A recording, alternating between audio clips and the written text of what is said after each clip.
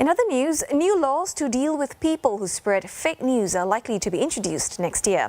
Law and Home Affairs Minister Shanmugam announced this at a forum on news credibility.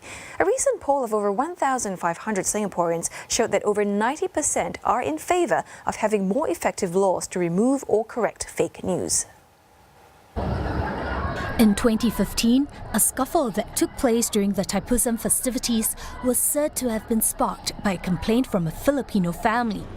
This turned out to be fake. The perpetrators, a couple who ran the website The Real Singapore, were jailed for sedition. It led to a huge online attack on the police, on the government, on Filipinos, and so on. The truth came out maybe more than a year later in court. I wonder how many people realized that this was fake news and it was deliberately created. That same year, another rumour made its rounds on WhatsApp.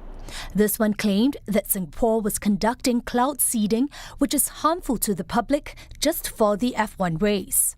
Mr. Shanmugam said such fake news needs to be dealt with, as misinformation creates a climate of distrust.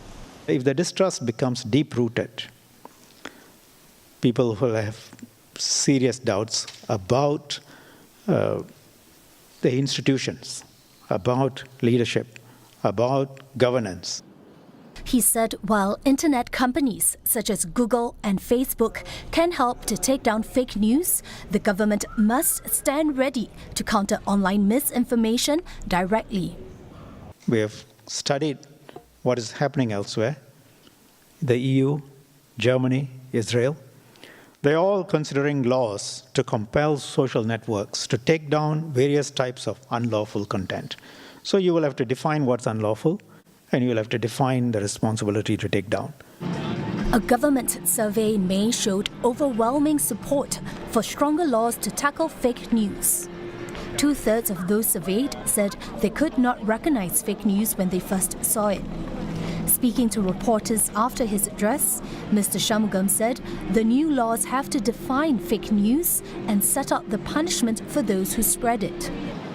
And then where it is done with malice or for profit or deliberately spreading fake news, we have to find ways in which that is dealt with, and the people who spread such fake news are also dealt with. Consultations with stakeholders will be held in the second half of this year.